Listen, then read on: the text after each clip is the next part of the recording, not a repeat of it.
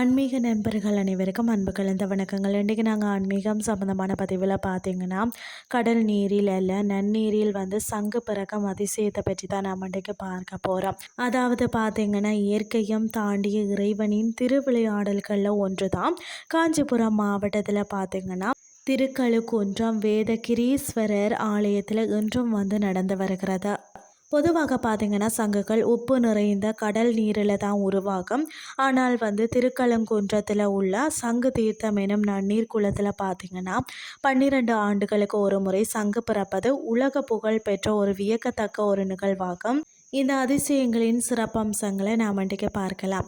12 ஆண்டுகளுக்கு ஒரு முறை, அதாவது குரு பகவான் கன்னி ராசியில் பிரவேசிக்கும் புஷ்கர மேலா காலத்தில் இந்த அதிசயம் நிகழ்கிறதாம்.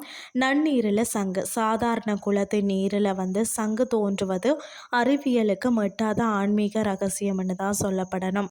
இதுவரை பார்த்தீங்கன்னா இந்த தீர்த்தத்தில் இருந்து கண்டெடுக்கப்பட்ட 7 அபூர்வ சங்குகள் இந்த கோயிலில் இன்றும் பாதுகாக்கப்பட்டு வருகிறதாம்.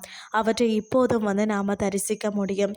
இந்த குளத்தில் நீராடி இறைவனை வேண்டினால் பார்த்தீங்கன்னா மனநோய்கள் நீங்கி சகல நன்மைகளும் கிட்டும் என்பது ஐதீகம்.